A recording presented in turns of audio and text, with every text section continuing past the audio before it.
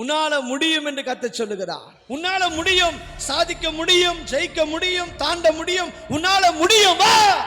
இன்னைக்கு உங்களுடைய பலவீனத்தை நீங்க பார்த்து சொல்றீங்க என்னால முடியாதுன்னு. ஆனா கர்த்தர் உங்களுக்குள்ள அபிஷேகத்தை பார்த்து சொல்றாரு. உங்கள் மேல் வைத்த திட்டத்தை பார்த்து சொல்றாரு. உங்கள் மேல் வைத்த தேவ பலத்தை பார்த்து சொல்றாரு. உன்னால முடியும். நீ சாதிச்சிடுவ, நீ தாண்டிடுவ, நீ மேல வந்துடுவ. உன் விளைச்சல நீ அறுவடை செய்வ. You can do. ஐயோ பஸ் பஞ்சர் ஆயிடுமோ, ஐயோ பிரேக் டவுன் ஆயிடுமோ, ஐயோ ஓட்டும் போது ஆக்சிடென்ட் ஆயிடுமோ, ஐயோ பஸ் கவுந்துருமோ, ஐயோ ஐயோ ஐயோ. இப்போ ஏசப்பா இன்னைக்கு என்ன தெரியுமா சொல்றாரு? இந்த பஸ் என்கிற பிரயாணத்துல ஒரு டிரைவரா நான் இருக்கிறேன்.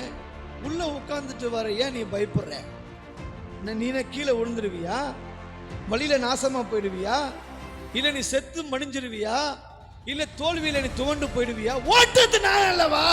போக வேண்டிய இடத்துல பாதிப்பு இல்லாம நான் கொண்டு போய் சேர் பண்ணீங்கன்னா கூட்டமா வரும். சிங்கம் எப்பவுமே சிங்களா தான் வரும்.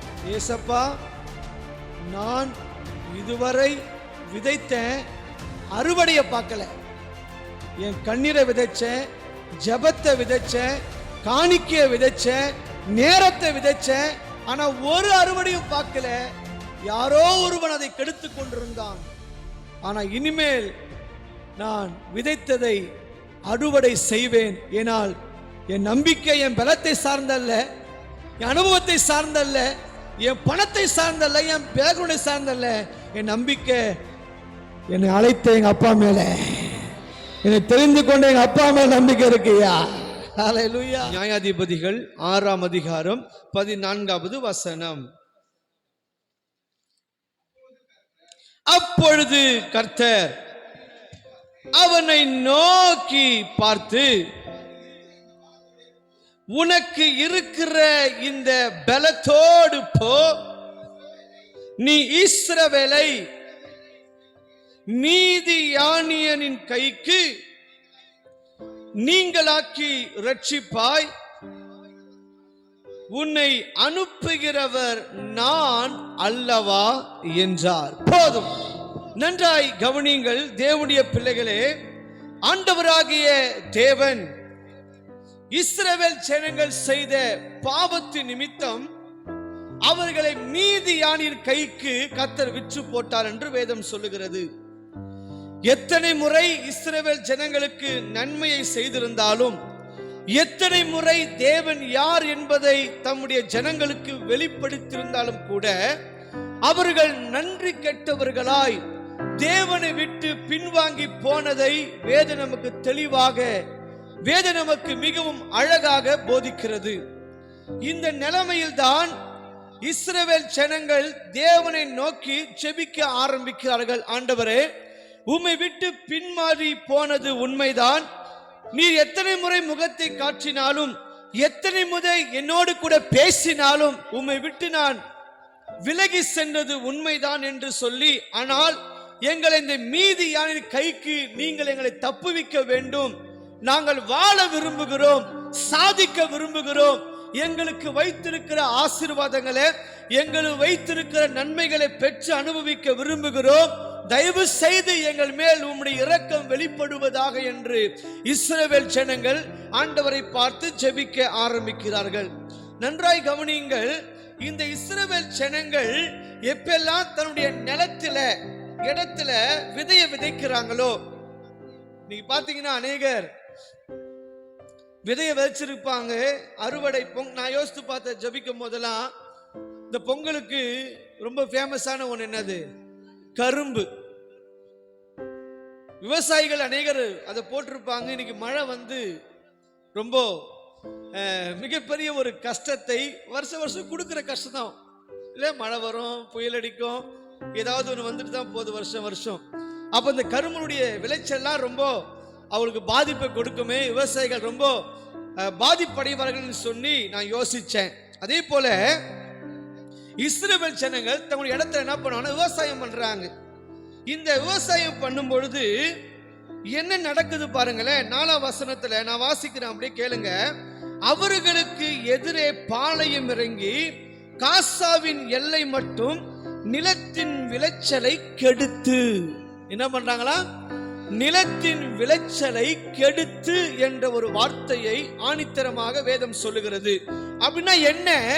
இஸ்ரவேல் ஜனங்கள் எதையாகிலும் செய்து வாழ்வாதாரத்தை கொண்டு நாம் வாழ வேண்டும், சம்பாதித்து விட வேண்டும் என்று எவ்வளவோ முயற்சி செய்யறாங்க. ஆனால் அவருடைய விளைச்சலை என்ன பண்றாங்க? மீதியானியர்கள் என்ன பண்றாங்களா? கெடுக்கிறார்கள். இவர்கள் அந்த அறுவடை நேரத்திலே மிகப்பெரிய ஒரு ஆயுதங்களோடு, மிகப்பெரிய படை பலத்தோடு கூட வந்து எல்லாவற்றையும் நாசப்படுத்துவதே இவர்களுக்கு வேலையாக இருந்தது. யாருக்கு? இந்த மீதி யானைகளுக்கு வேலை என்ன தெரியுமா? இஸ்ரவேல் ஜனங்கள் தேவ ஆசீர்வாதத்தை பெற்றுவிடக் கூடாது, தேவனுடைய அனுகிரகத்தை பெற்று வாழ்ந்துவிடக் கூடாது என்பதனால இவர்கள் என்ன செய்வாங்களா? விதைக்கும் போது அமைதியா இருப்பாங்க, இவர்கள் வளரும் போது அமைதியா இருப்பாங்க. ஆனா இந்த அறுவடை நேரம் வருது பாத்தீங்களா? இந்த அறுவடை நேரத்துல ஒரு பெரிய கூட்டமாக, திரளான கூட்டம் ஜனமாக வந்து அந்த விளைச்சலை கெடுப்பதே வருஷ வருஷம், மாதம் மாதம் இவளுக்கு என்னது? வேலையாகவே இருந்ததாம். ஹல்லேலூயா. அதனால இவளை சாப்பிட முடியல, முன்னேற முடியல. இவங்களை சத்துருவோடு கூட எதிர்த்து போராடுவதற்கு இவங்களுக்கு என்ன இல்லை? பலன் இல்லை. No strength, no ability. ஒரு திறமையோ அல்லது பலனோ இல்ல, தத்தளிக்கிற நிலைமை. ஆண்டவரே, நாங்கள் விதைக்கிறோம், யாரோ ஒருவன் அதை கெடுத்து கொண்டிருக்கிறான். நாங்கள் விதைப்பது உண்மைதான், நாங்கள் கண்ணீர் வடிப்பது உண்மைதான், நாங்கள் தனிப்பட்ட ஜெப அறையில் நாங்கள் அழுகையின் சத்தத்தை கொடுப்பது உண்மைதான். ஆனால் எங்கள் அழுகையின் சத்தம் அதற்கு மிகப்பெரிய விளைச்சல் ஏற்படக்கூடாதபடிக்கு, நாங்கள் அழுகிற கண்ணீருக்கு பலன் வரக்கூடாதபடிக்கு, நாங்கள் விதைக்கிற விதைக்கு பலன் வரக்கூடாதபடிக்கு சத்துருவானவன் கெடுத்து கொண்டிருக்கிறான். ஹல்லேலூயா. நாங்கள் ஆசீர்வாதத்தை பெற்று விடுவோமோ, நன்மையை பெற்று விடுவோமோ, தேவன் வைத்த திட்டத்துக்கு நேராக நாங்கள் செயல்பட்டு விடுவோமோ என்று சொல்லி பிசாசானவன் எதெல்லாம் தேவ சமூகத்திலே நாங்கள் விதைத்தோமோ, தேவ சமூகத்திலே கொண்டு வந்தோமோ, அதை சீரழிப்பதற்காக இந்த மீதி யானையரை போல பல கோணங்களிலே மனுஷ மூலியமாக, இல்லை நமக்கு மறைமுகமாக அல்லது வெளியரங்கமாக அநேக கிரியைகளை செய்து கொண்டிருக்கலாம். நம்ம ஒருவேளை தேவ சமூகத்தில் விதைத்த அந்த அறுவடையை பார்க்காமல் துக்கித்துக் கொண்டிருக்கலாம். ஆனா இன்னைக்கு பரிசுத்த ஆவியானவர் தெளிவாய் சொல்லுகிறாரு, எப்படி சத்துருவாகிய பிசாசு நீங்கள் விதைத்த விதையை கெடுத்து கொண்டிருந்தானோ, எல்லாவற்றையும் கர்த்தர் இன்னைக்கு இறங்கி எல்லா விதமான பிசாசின் கிரியைகள் அழைத்து எல்லாவற்றையும் அழித்து, நீங்கள் விதைத்திருக்கிற விதைக்கு பல மடங்கு பலனை கொடுப்பதற்கு பரிசுத்த ஆவியானவர் நல்லவர்னு எத்தனை பேர் நம்புறீங்க? நல்ல கைகளை தட்டி ஹல்லேலூயா. விதைக்கிறோம், அறுவடை இல்லை. விதைக்கிறோம், அறுவடை இல்லவே இல்லை. பிரதர், எத்தனை முறை தேவ சமூகத்தில் விதைக்கிறேன் தெரியுமா? யாருக்கும் தெரியாத கண்ணீரை வடிக்கிறேன் தெரியுமா உங்களுக்கு? எவ்வளவு கண்ணீர், எவ்வளவு பிரயாசப்படுறேன் தெரியுமா முன்னேறதுக்கு? ஆனா எங்க போனாலும் திடீர்னு அதே இடத்துல வந்து விழுந்துடுறேன். திடீர்னு மேல போன நினைக்கிறேன், கீழே வந்து விழுந்துடுறேன். ஐ டோன்ட் நோ பிரதர், என்னால முடியல. சாதிக்கணும்னு நினைக்கிறேன், சாதிக்க முடியல. பணத்தை போடுறேன், பிசினஸ்ல காரியங்களை செய்யறேன், ஆனா அறுவடை இல்ல. யாரோ ஒருவன் கெடுத்து கொண்டிருக்கிறான், யாரோ ஒருவன் என்னுடைய விதையை அழித்து கொண்டிருக்கிறான். என் ஜெபத்திற்கு பலன் இல்ல, என் ஜெபத்துக்கு அறுவடை இல்ல. எல்லாமே நாசமாய் போய் கொண்டிருக்கிறது. I am losing everything. எல்லாவற்றையும் என்ன பண்றேன்? லாஸ் ஆகி கொண்டே இருக்கிறது.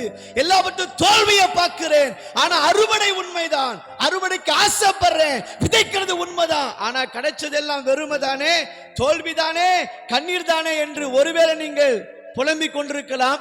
பரிசுத்த ஆவியானவர் சொல்றாரு, பிசாசு உங்களுடைய விளைச்சலை கெடுத்து கொண்டிருந்தால அவனை ஓடவிட்டு அடித்து அவனை துரத்துவார். நீங்கள் போட்ட விதைகள் முளைத்து எழும்ப ஆரம்பிக்கும். அதனுடைய அறுவடையை நீங்கள் சாப்பிட்டு புசிக்க பரிசுத்த ஆவியானவர் இன்னைக்கு கிரியை செய்வார்னு எத்தனை பேர் நம்புறீங்க? இப்ப நல்ல கைகளை தட்டி அல்லேலூயா. விவசாயி விவசாயம் பண்றானா சும்மாவா? போன இன்னைக்கு விதைய போட நாளைக்கு அர்த்தம் இல்லாமா? விதைய போடணும், நீர் பாய்ச்சணும், பாதுகாக்கணும், ரெண்டாவது உரம் போடணும். நாலா பக்கம் தேவையில்லாததெல்லாம் வந்து முளைக்கும். களை எடுக்கணும், ரொம்ப முக்கியம் பாருங்க. இன்னைக்கு நீங்க விதைச்சிங்களே, எங்க அப்பா களை எடுக்க போறாரு. நீங்க விதைச்சிங்க, நீங்க தண்ணீர் விட்டீங்க, ஜபம் தான் தண்ணீர் விட்டீங்க, நீங்க நீங்க நீங்க பாதுகாக்க முயற்சி பண்றீங்க, எல்லாம் பண்றீங்க. ஆனா சில உங்க வளர்ச்சியை கெடுக்க சில களைகள் பக்கத்துல எழுப்பி நிக்குது. நார்மலா நீங்க விவசாயத்துல பாத்தீங்கன்னா அந்த களைகள்லாம் பக்கத்துல வந்துச்சுன்னா நீங்க போட்ட விதனுடைய பலன் அதிகமா என்ன பண்ண முடியாது, வளர்ச்சியை பார்க்க முடியாது, அறுவடை செய்ய முடியாது. அதெல்லாம் பிடிங்கி எடுக்கணும். அப்பதான் தண்ணி கரெக்டா போவோம், அப்பதான் எல்லாமே சரியா இருக்கும், வளர்ச்சி சரியா இருக்கும். புரியுதுங்களா? இப்ப என்னன்னா பரிசுத்த ஆவியானவர் உங்களுக்காக களை எடுக்க போகிறார். ஹல்லேலூயா. ஆமா, எதெல்லாம் பிசாசு கெடுத்தானோ, எதெல்லாம் களையை விதைத்தானோ, அந்த களைகளை கர்த்தர் புடுங்கி புடுங்கி புடுங்கி எறிந்து உங்களை சரியான விதத்திலே வளர செய்ய போகிறார். எத்தனை பேர் ஆமென் சொல்றீங்க? ஹல்லேலூயா. யாரோ ஆண்டவரே இவங்க எல்லாம் ரொம்ப அட்டூழியம் பண்ணி நம்மளை கெடுக்கிறானுங்க, என்ன இல்ல பலன். திடீர்னு ஒரு நாள் ராத்திரி ஏசப்பா ஆண்டவராகிய தெய்வம் தரிசனமாகிறார் கிதியோனுக்கு தரிசனமாகி, கிதியோனே என்று கூப்பிட்டாரு பாருங்க. எனக்கு ரொம்ப பிடிச்சிருக்குது ஏசப்பா கூப்பிடுற விதம். நான் அடிக்கடி நான் வந்து சொல்றேன் என் மெசேஜ்ல, அந்த அட்ரஸ் பண்ற விதம் ரொம்ப முக்கியம். போன வாரம் கூட சொன்ன அன்பும் பண்பும் பாசமும் ஆரம்பிச்சுல ஒரு அட்ரஸ், அது ரொம்ப முக்கியம் பாருங்க. இப்ப ஏசப்பா எப்படி கூப்பிடுறாரு தெரியுமா? பராக்கிரமசாலின்னு கூப்பிடுறாரு கிதியோன். அவன் பேர் என்ன? பராக்கிரமசாலி. அவன் பேர் என்ன? கிதியோன். ஆனா கூப்பிடுறது என்ன? இப்போ ஒரு பொண்ணு பேர் வந்து ஸ்ருதின்னு வைங்களேன். பேரு நாம எப்பவுமே லட்சுமி இதெல்லாம் சொல்றோமே, ஏதாவது புதுசா சொல்லுவோன்னு வாயில நுழைச்சேன். என்ன பேர் சொன்ன மறந்துட்டேன் பாருங்க. ஸ்ருதி பேர் வைங்களேன். பேர் இதுதான், பெத்த உடனே பேர் வச்சது ஸ்ருதின்னு. ஆனா வீட்டுல என்ன தெரியுமா கூடுவாங்க? செல்லம்மா, தங்கம், இங்க வாடி, அம்மு, வைரம், ஏன் கல்கண்டுன்னு வாங்க. கல்கண்டு அவங்க பேரா, வைரம் அவங்க பேரா, தங்கம் அவங்க பேர். ஏன் கூப்பிடுறாங்க சார்? செல்லம்மா சார், அவங்கள பார்த்து செல்லம்மா இருக்கும், அன்பு ஓவர் ஃப்ளோ ஆகும்போது கூப்பிடுறாங்களே. இப்ப ஏசப்பா கிதியோனுக்கு அட்ரஸ் பண்றது என்ன தெரியுமா? நானா கூப்பிட்டா கிதியோன் கூப்பிடுறாரு பாரு அப்படின்னு இருப்பேன். நம்ம கூட ஆமா அவரை கூப்பிடுமே, ஆமா கூப்பிடுறாங்க. ஏசப்பா கூப்பிடுற விதமே வித்தியாசம் பாருங்க. கிதியோனே அப்படின்னாலும் அவன் திரும்பி இருப்பான். ஆனா ஒரு காரியத்தை அழுத்துறாரு பாரு. என்ன அழுத்துறாரு? பராக்கிரமசாலியே. இயேசுடைய அணுகுமுறை, அந்த அட்ரஸே வித்தியாசமா இருக்கு பாருங்க. ஏன்னா நம்மளை விட, நல்லா கவனிங்க, நம்மளை விட இயேசுவுக்கு நம்மளை குறிச்சு அதிகம் அவருக்கு தான் தெரியும். ஹல்லேலூயா. ஆண்டவர் கூப்பிடும் போதே பராக்கிரமசாலியார். இவன் உடனே இவன் அட்ரஸ் பாருங்க. எஸ் ஐ அம் பராக்கிரமசாலினா இல்ல. உடனே ஆண்டவர் சொல்றாரு, பராக்கிரமசாலியே நீ என்ன பண்ணு, இந்த இஸ்ரவேல் ஜனங்களை வந்து கெடுத்துட்டு போறானுங்க விளைச்சல, இனிமேல் கெடுக்காதபடிக்கு உன்னை எழுப்புறேன், நீ தான் களைய புடுங்க போற, வாடா அப்படின்ன உடனே இவன் என்ன தெரியுமா சொல்றாரு? நான் மனேசாவில என் குடும்பம் சின்னதுப்பா, நான் போய் எப்படி வர்றது? ஐ cannot come. என்னால வந்து இதுக்கெல்லாம் போய் நான் அதெல்லாம் செட் ஆகாதுன்ற. உடனே ஆண்டவர் சொல்றாரு, நீ இருக்கிற பலத்தோடு போ. அப்ப என்ன வசனத்தை பரிசுத்த ஆவியானவர் நீங்க சொல்றாருன்னா, இந்த கிதியோன் சொன்ன ஒரு ஸ்டேட்மெண்ட் என்ன அப்படின்னா, ஐ காண்ட், என்னால முடியாது என்ற ஸ்டேட்மெண்ட்டை கொடுக்கிறான் ஆண்டவர் கிட்ட. ஆனா அவர் என்ன கூப்பிடும் போது என்ன அட்ரஸ் பண்றாரு? பராக்கிரமசாலியேனா யூ கேன் டு அப்படின்னு அழைக்கிறாரு. இவன் ஐ கான் டு அப்படின்றான். உன்னால முடியும்னு கூப்பிடுறாரு, இவன் என்னால முடியலன்னு ரிப்ளை பண்றான். அதனாலதான் சொல்றேன், நம்மளை விட நம்மளை குறிச்சு ஆண்டவருக்கு ரொம்ப அழகா தெரியும். நீங்க உங்களால அநேக காரியங்களை சாதிக்க முடியும் என்பதை. அல்லேலூயா. இன்னைக்கு ஒருவேளை கிதியோனை போல என்னால முடியல, எப்படி என்னால முடியும்? எனக்கு இருக்கிற பலத்தை வைத்து என்னால சாதிச்சிட முடியுமா? எனக்கு இருக்கிற பணத்தை வச்சு இதை வாங்கிட முடியுமா? எனக்கு இருக்கிற இப்ப இருக்கிற ஸ்டேட்டஸை வச்சு அவ்வளவு பெரிய காரியத்துக்கு ஆசைப்பட்டு செஞ்சிட முடியுமா? என்ன பாஸ்டர் சொல்றீங்க? இதெல்லாம் வாய்ப்பே இல்லை, இதெல்லாம் சான்ஸே இல்லை, இட் இஸ் இம்பாசிபிள், முடியவே முடியாது என்று ஒருவேளை நீங்கள் சொல்லிக் கொண்டிருந்தா பரிசுத்த ஆவியானவர் சொல்றாரு, you can do all things. Hallelujah. உன்னால எதுவுமே செய்ய முடியும் என்பதை பரிசுத்த ஆவியானவருக்கு தெள்ளன் தெளிவுமாய் சொல்லுகிறார். கிதியோனே, வாப்பா, நீதான் எனக்கு வேணும், வா என்று கூப்பிட்ட இவன் சொல்றான், no I cannot, என்னால முடியாதுன்னு சொல்றான். ஆண்டவன் உன்னால முடியும்ன்றார். உன்னால முடியும், சாதிக்க முடியும், ஜெயிக்க முடியும், தாண்ட முடியும், உன்னால முடியும், வா.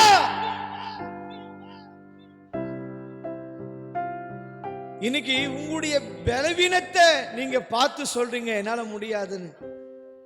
ஆனா கர்த்தர் உங்களுக்குள்ள அபிஷேகத்தை பார்த்து சொல்றாரு, உங்கள் மேல் வைத்த திட்டத்தை பார்த்து சொல்றாரு, உங்கள் மேல் வைத்த தேவ பலத்தை பார்த்து சொல்றாரு, உன்னால முடியும், நீ சாதிச்சிடுவ, நீ தாண்டிடுவ, நீ மேல வந்துடுவ, உன் விளைச்சலை நீ அறுவடை செய்வ, you can do, உன்னால முடியும் என்று கர்த்தர் சொல்லுகிறார். ஹalleluya. இப்போ சொல்லிட்டு ஒன்னு சொன்னாரே பாருங்க, உன்னை அனுப்புகிறவர் உங்க அப்பா அனுப்புறன்றார். சார், ஒரு கதை டக்குன்னு அப்பா நம்ம ஞாபகம் வருது. ஒரு நாள் பஸ் இந்த ஊட்டி கொடைக்கானல் போனீங்கன்னா அப்படியே வளைஞ்சு வளைஞ்சு போவோம். நம்ம போனோம் எந்த ஊரு? ஏற்காடு. இந்த ஏற்காடுலாம் போனீங்கன்னா சில பஸ் வந்து என்ன பண்ண, வளைவில் என்ன ஊசி என்ன சொல்லுவாங்களே, கொண்டை ஊசி, அப்படி வளைவு எதுவும் போட்டிருக்கும், ஏர்பின். என்ன பண்ணோம், அப்படியே வளைஞ்சு வளைஞ்சு போகும்போது நமக்கு கொமட்டிக்குன்னு வரும், வாந்திலாம் வரும். அப்போ வராதவங்களுக்கெல்லாம் வரும். அப்ப அந்த மாதிரி திடீர்னு வளையும். ஒரு பக்கம் பார்த்தா கீழே அப்படி எட்டி பார்த்தா போதும், பயமா இருக்கும். ஐயோ ஒருவேளை கவுந்தா அவ்வளவுதான். நம்ம பரலோகமே சொந்தமே பாட்டு பாடுவாங்களே, ஒரு பக்கம் பயம் இருக்கும் பாருங்க. இந்த மாதிரி ஒரு பஸ்ல அப்பா பஸ் ஓட்டிட்டே போறாரு. அந்த வளைவை பார்க்கும்போது எல்லாரும் என்ன பண்றாங்க, கத்தி கதறாங்க, அப்படியே ஐயோ ஓ ஓ ஹான்னு என்ன பண்ணுவாங்க, கத்தி ஒரே கூச்சல் போடுறாங்க. ஆனா ஏதோ ஆயிடுமோ, கீழே விழுந்துருமோ, கவுந்துருமோன்னு ஒரு பயம். அது இந்த வளைவை விட மிக மோசமான வளைவு. ஆனா ஒரு பையன் மட்டும் உட்காந்து லேஸ் சிப்ஸ் சாப்பிட்டுக்கிறான். எப்படி பிங்கோ லேஸ் என்ன பண்றான், வாங்கி சாப்பிட்டு ஜாலியா. இவங்க எல்லாம் ஐயோ அம்மா கத்துறாங்க, ஆனா இவன் மட்டும் நல்லா ஜாலியா அப்படியே சாப்பிட்டுக்கிறான். பகல கேட்டாரா, ஏம்பா எங்களுக்கெல்லாம் பயமா இருக்குது, திடீர்னு கீழே விழுந்துருவோமோ, செத்துருவோமோ, எது ஆயிடுமோ, நாங்க பயப்படுறோம், என்னடா உனக்கு சிப்ஸ் வண்டி கேக்குது, பயம் இல்லையாடா அப்படின்னு கேட்ட உடனே, நான் ஏன் பயப்படணும் அப்படின்னு. ஏன்டா நாங்களாம் உயிருக்கு பயப்படுற, நீ ஏன்டா பயப்பட மாட்டற அப்படின்னு கேட்ட உடனே அவன் ஒரே வார்த்தை சொன்னா, இந்த பஸ் ஓட்டுவர் எங்க அப்பாயா. ஏன்னா அவருடைய பெத்த புள்ள இந்த பஸ்ல இருக்கும் பொழுது இந்த பஸ் கவிழாது, போக வேண்டிய இடத்துக்கு சமாதானத்தோடு பாதுகாப்போடு எங்க அப்பா என்னை கூட்டிட்டு போவார் என்கிற நம்பிக்கை இருக்கியா? ஹல்லேலூயா. இன்னைக்கு எத்தனை பேருக்கு அந்த நம்பிக்கை இருக்கு? ஏசப்பா என்னை கொண்டு போக வேண்டிய இடத்துல சரியா கொண்டு போய் நிப்பாட்டுவார். தேவன் நோக்கம் என் வாழ்க்கையில் நிச்சயமாய் நிறைவேறிய தீரும். எல்லா தடைகளையும் தாண்ட தேவன் கிருபை தருவார். இயேசுவை வாழ வைப்பார். அற்புதங்களை அவர் செய்து முடிப்பார். எத்தனை பேர் சொல்றீங்க? இப்போ ஸ்டேட்மெண்ட் என்ன? அனுப்புகிறவர் நான் அல்லவா, ஓட்டுறது பஸ் நான் தானே, நீ ஏன் பயப்படுற? நீ திறமையை நம்பி மீதியான போனா அவன் போட்டு தள்ளுவான். Because that is your strength and your ability. ஆனா பஸ் ஓட்டுறது யாரு? நான் ஓட்டுறேன், நீ உள்ள உட்காந்துருவா, உன்னை வச்சு நான் முடிச்சுக்கிறேன்றாரு ஆண்டவர். ஆனா இன்னைக்கு நமக்கு என்னன்னா, இயேசு கூட இருக்கிறாரா அப்படின்னு ஒரு கேள்வி வருது நிறைய நேரத்துல.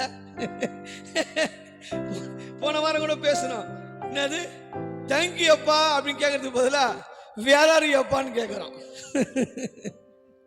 தேங்க்யூ அப்பா அப்படின்னு சொல்ல வேண்டிய வாயி ஓ வேற அப்பா அப்படின்னு கையை விரிச்சிடறோம். இன்னைக்கு கிறிஸ்தவ உலகமே அப்படிதான் போயிட்டு இருக்குது. இப்போ ஏசப்பா இன்னைக்கு என்ன தெரியுமா சொல்றாரு, இந்த பஸ் என்கிற பிரயாணத்துல ஒரு டிரைவரா நான் இருக்கிறேன், உள்ள உட்கார்ந்துட்டு வர ஏன் நீ பயப்படுற? நீ கீழே விழுந்துருவியா? வழியில நாசமா போயிடுவியா? இல்ல நீ செத்து மடிஞ்சிருவியா? இல்ல தோல்வியில நீ துவண்டு போயிடுவியா? ஓட்டுறது நான் அல்லவா, உன்னை அனுப்புறது நான் அல்லவா, உன்னை தெரிந்து கொண்டது நான் அல்லவா, உன்னை அபிஷேகித்தது நான் அல்லவா, நீ ஏன் பயப்படுற? அல்லேலூயா. ஆனா சொல்றியே என்னால முடியல ஏசப்பா, முடியல முடியல. இந்த முடியலன்ற வார்த்தை யாரோ வாயில ரொம்ப வருதுன்னு நினைக்கிறேன். கிதியோன் பிசாசே போவலில உன் ஜப அறையில நீ சொல்ற முடியல முடியல, இந்த முடியலன்ற வார்த்தை நிறைய வருது. இதுக்கு மேல என்னால முடியல, இனிமேல முடியாது, முடியல முடியலன்னு. அதனாலதான் என்ன தட்டி எழுப்புறாரு இங்க, பேசுடா இந்த வார்த்தையை. என் புக்லயும் இல்லை, என் மெசேஜ்லயும் இல்லை. முடியல முடியல முடியல முடியல முடியல. ஒருவேளை சொன்னா கர்த்தர் சொல்றாரு, முடிக்கிறது நீ இல்ல, நான் தானே முடிக்க போறேன். ஓட்டுறது நான் தானே, தெரிந்து கொண்டது நான் தானே, அழைச்சது நான் தானே. இருக்கிற பலத்தோடு போ. நீ ஒருவேளை பலவீனமான பாண்டமா இருக்கலாம். ஹல்லேலூயா. நீ நினைச்சபடி you don't have a strength to overcome everything. நீ ஜெயிக்கக்கூடிய எந்த ஒரு வலியும் உனக்கு இல்லாம இருக்கலாம், பிரச்சனை இல்லை. ஓட்டுறவர் நான் தானே. உங்க அப்பா நான் இருக்கும் பொழுது உன்னை எப்படி நடுத்தல விடுவேன், எப்படி பஸ்ஸை கவுப்பேன், உன்னோடு கூட இருக்கிறேன்னா நீ போக வேண்டிய இடம் தூரம் உன்னை கொண்டு போய் வைத்து உன் தலையை உயர்த்த, உன்னை ஆசீர்வதிக்க, உன்னை நடத்த நான் போதுமானவர்னு எத்தனை பேர் நம்புறீங்க? இப்ப கைகளை தட்டி இயேசு ராஜாவே come on. என்னால முடியல, I cannot do.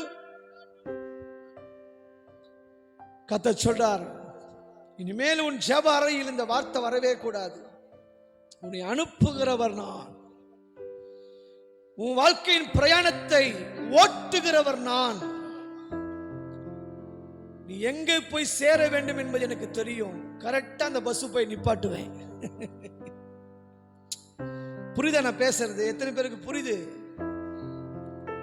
நான் பஸ் ஓட்டுறது நான் தானே. நீ எந்த ஸ்டாப்ல நிக்கணும்னு எனக்கு தெரியும். ஏன் பயப்படுற? திடீர்னு பிரேக் டவுன் ஆயிடுமான்னு பயப்படுற, பெட்ரோல் தீந்துருமான்னு பயப்படுற. இது நான் தானே யோசிக்கணும். வண்டி ஓட்டுறது நாங்க, டிப்போல இருந்து வண்டி நான் தானே கொண்டு வந்திருக்கிறேன். இது வண்டி பிரேக் டவுன் ஆனாலும், சீஸ் ஆனாலும், பெட்ரோல் காலியானாலும், டீசல் காலியானாலும், இல்ல எங்க ஓட்ட விழுந்தாலும், எதுவா இருந்தாலும், பஞ்சர் ஆனாலும், இது ஏன் பொறுப்புங்க. It is my responsibility because I have chosen you. நான் தானே ஓட்டுறேன், இது ஏன் வேலை. நீங்க உள்ள உக்காந்துட்டு ஐயோ பஸ் பஞ்சர் ஆயிடுமோ, ஐயோ பிரேக் டவுன் ஆயிடுமோ, ஐயோ ஓட்டும் போது ஆக்சிடென்ட் ஆயிடுமோ, ஐயோ பஸ் கவுந்துருமோ, ஐயோ ஐயோ ஐயோ இருக்கிறீங்களா? எனக்கு தெரியாதா உன்னை கொண்டு போய் சேர்க்கக்கூடிய பொறுப்பு எந்தன்னு? நீயே உன் பலவீனத்தை காட்டுற, நீயே உன்னை குறித்து யோசிக்கிற. ஏன் முடியாது முடியாதுன்னு வாயில போட்டு அவன் கிரைண்டர் மாதிரி அரைச்சுனேங்கிற அந்த வார்த்தையே இது ஆசீர்வாதத்து கேடுதானே விளைவிக்கும்.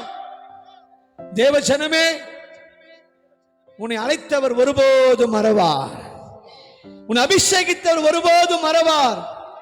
இயேசுவை ஆராதிக்க வந்திருக்கிறீங்களே, இயேசுவின் சத்தத்தை கேட்கிறீங்களே, எப்படி இயேசு உன்னை கைவிடுவார்? ஹல்லேலூயா. அவர் கடைசி வரை அவர் கொண்டு போய் அவர் சேஃபா டிரைவ் பண்ணி கொண்டு போய் நிப்பாட்டுவார். எத்தனை பேர் ஆமென் சொல்றீங்க? ஹல்லேலூயா. அனுப்புகிறவர் நான் அல்லவா? கூட வரவர் வந்தார்னா விளைச்சலை கெடுப்பதற்கு எத்தனை கூட்டம் பெருங்கூட்டம் வந்தாலும் சிங்கம் சிங்களா நின்று சண்டை போடும். பண்ணிங்க தான் கூட்டமா வரும். பண்ணிங்க தான் கூட்டமா வரும். சிங்கம் எப்பவுமே சிங்களா தான் வரும். ஆமாவா இல்லையா? இவனுங்க எல்லாம் என்ன கூட்டம்? அந்த கூட்டம் பைபிள் என்ன கூட்டம்? அது மீதி யானையின் கூட்டம். எப்படி? பண்ணி கூட்டம் பாருங்க.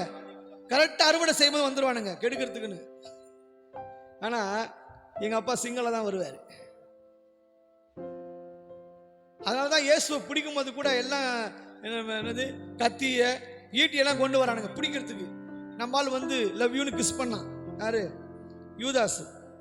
உடனே அவர் என்ன கேட்டாரு, நீங்க என்ன பிடிக்கிறதுக்கு ஏண்டா இதெல்லாம் கொண்டு வர்றீங்க? இங்க தாண்டா இருக்கிறவங்க கூட தான் இந்த ஈட்டி இந்த கத்தி இதெல்லாம் அவசியமே இல்லடா. நான் எப்பவுமே சிங்கிள் பயந்து போறாள்டா. புரியுதா உங்களுக்கு? எத்தனை பேர் இங்க தான் இருக்கிறீங்க? அப்பா கூட இருக்கும் போது ஏன் கவலைப்படுற? கலங்காத தீகையாதே மனமே, நான் உன்னுடன் இருக்க பயமே. கண்ணீர் யாவையும் துடைத்திடுவேன், கண்ணீர் யாவையும் துடைத்திடுவேன். உன் கதறல்கள் யாவையும் போக்கிடுவேன், உன் கதறல்கள் யாவையும் போக்கிடுவேன். நான் உன்னை விட்டு விலகுவதில்லை, நான் உன்னை என்றும் கைவிடுவதில்லை. நான் உன்னை விட்டு தேங்க்யூ அப்பா, நான் உன்னை என்றும் கைவிடுவதில்லை. வசனத்தின் முடிவில் பாத்தீங்கன்னா என்ன சொல்றாரு? கூட வரேன்னாரு பாருங்க. ஸ்டெப் எடுத்துட்டான். Okay we are ready to fight, பாத்துக்கலாம் வாடா அப்படின்னு களத்துல இறங்குறாப்புல. யாரு? கிதியோன். யாரு? முடியாதுன்னு சொன்னவர், வாய்ப்பே இல்லைன்னு சொன்னவர், என் குடும்பம் மனாசேவில சின்ன குடும்பம்னவர், எனக்கு பலன் இல்லைன்னு சொன்னவர். இப்ப என்ன பண்ணிட்டாரு? வந்தாரு. வந்த உடனே the result, the conclusion of the message என்ன நடக்குது? அப்பாவை நம்பி வந்தா கிதியோன் இந்த மீதி யானையர் கூட சண்டை போடும் பொழுது ஒரே ஒரு மனுஷனை முறியடிப்பது போல. எப்படி? வரது என்னமோ ஆயிரக்கணக்கான ஜனங்க வர்றாங்க ஃபைட் பண்றதுக்கு. யாரு கூட? கிதியோனு கூட. ஆனா வசனம் தெளிவாய் சொல்லுகிறது, கிதியோன் மீதியானியரை ஒரே ஒரு மனுஷனை முறியடிப்பது போல. எப்படி? ஒரே ஒரு மனுஷனை முறியடிப்பது போல அவன் முறியடித்தானாம். ஹல்லேலூயா. இயேசப்பா கூட இருக்கிறார்னா அவர் ஒருபோது கைவிட மாட்டாரு, நடுத்தர விட மாட்டாரு. உனக்கு விரோதமாய் உன் அறுவடைய உன் ஆசீர்வாதத்தை கெடுக்கிற பிசாச உன் கண்களுக்கு முன்னாடி இருக்கிற பலத்தை கொண்டே அவர் அழித்து அதமாக்கி ஓட விட்டு உன் தலையை உயர்த்த இயேசுவால முடியும்னு எத்தனை பேர் நம்புறீங்க? இப்ப நல்ல கைகளை தட்டி அல்லேலூயா. ஒரே ஒரு மனுஷனை முறியடிப்பது போல கிதியோன் முறியடித்தானா. அதான் தேவ பலன். அல்லேலூயா. அதனால பரிசுத்த ஆவியானவர் தெளிவா சொல்றாரு, எதை குறிச்சும் கலங்காத, உன்னால முடியும் என கர்த்தர் கூட இருக்கிறார் என்பதை நீ உறுதிப்படுத்திக்கோ. எப்ப பார்த்தாலும் என்னால முடியல தாண்ட முடியல, ஜெயிக்க முடியல, நான் தோத்துடுவனோ இப்பெல்லாம் புலம்பாத. உன்னால முடியும் என்பதை கர்த்தர் சொல்லுகிறார். விதைக்கிற அறுவடையை இல்லை நினைக்காத. விதைக்கிற பிசாச கர்த்தர் நசுக்குவார். உன் அறுவடை வீணாய் போவதில்லை. எத்தனை பேர் ஆமென் சொல்றீங்க? ஹல்லேலூயா. இந்த ராத்திரியில ஒரே ஒரு நம்பிக்கை தான், ஏசப்பா நான் இதுவரை விதைத்த அறுவடைய பார்க்கல. என் கண்ணீரை விதைச்சேன், ஜெபத்தை விதைச்சேன், காணிக்கையை விதைச்சேன், நேரத்தை விதைச்சேன். ஆனா ஒரு அறுவடையும் பார்க்கல. யாரோ ஒருவன் அதை கெடுத்து கொண்டிருந்தான். ஆனா இனிமேல் நான் விதைத்ததை அறுவடை செய்வேன். ஏனால் என் நம்பிக்கை என் பலத்தை சார்ந்தல்ல, என் அனுபவத்தை சார்ந்தல்ல, என் பணத்தை சார்ந்தல்ல, என் பேக்ரவுண்டை சார்ந்தல்ல. என் நம்பிக்கை என்னை அழைத்த எங்க அப்பா மேல, என்னை தெரிந்து கொண்ட எங்க அப்பா மேல நம்பிக்கை இருக்குயா. ஹல்லேலூயா. முடியாதுன்ற வார்த்தை இனிமேல் உங்க வாயிலிருந்து வரவே கூடாது. முடியலப்பா, முடியலப்பா, முடியலப்பா. நான் இருக்கும்போது எல்லாவற்றையும் முடிப்பாய். ஆமென். நீ போக வேண்டிய இடத்துல பாதிப்பு இல்லாம நான் கொண்டு போய் சேர்ப்பேன். சொன்னாரா இல்லையா ஆண்டவர்? சேர்ப்பார். நீ ஏன் கவலைப்படுற? பஞ்சர் ஆகுமா? கரெக்டா இல்லையா?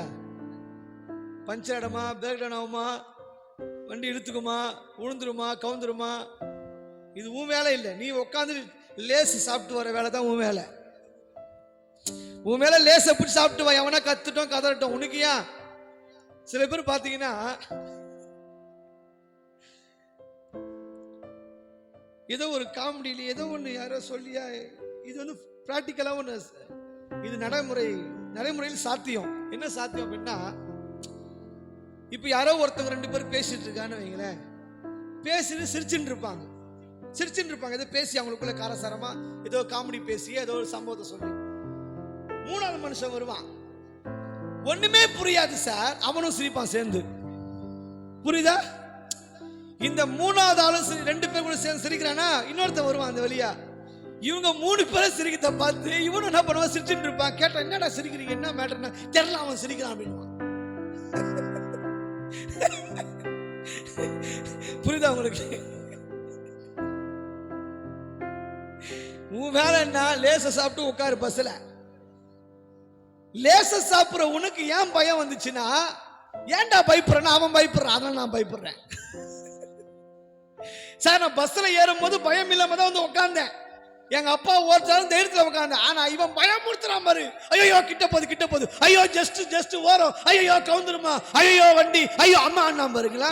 இந்த பயத்தை பார்த்து எனக்கும் பயம் வந்துச்சு, அதனால பயப்படுறேன்றான். ஆனா அது காரணம் இல்லாத பயம், அர்த்தம் இல்லாத பயம். புரியுதா உங்களுக்கு நான் சொல்றது? ஒரே ஒரு தெளிவு, பஸ் ஓட்டுறது எங்க அப்பாயா. நடுவுல எது ஆனாலும் எனக்கு கவலை இல்லை. நான் போக வேண்டிய இடத்துல கண்டிப்பா ஒரு சேதாரமும் இல்லாமல் கொண்டு போய் சேர்ப்பார். என்னால முடியும் சொல்லுங்க. என கர்த்தர் உங்களை பார்க்கறது பராக்கிரமசாலியா பார்க்கிறார். நீ நோஞ்சானா பார்க்கிற, நீ வீக் ஐ அம் சோ வீக்கா பார்க்கிற, ஐ அம் சோ வீக்ன்ற. ஆனா கர்த்தர் உன்னை பார்க்கிற விதமே வேற. இயேசு உன்னை பார்க்கிற விதம் வேற. எத்தனை பேர் ஆமென் சொல்றீங்க? இயேசு உங்களை பார்க்கிற விதம் வேற. உங்களை கொண்டு பெரிய காரியங்களை செய்வார். தைரியமா போங்க. ஹல்லேலூயா.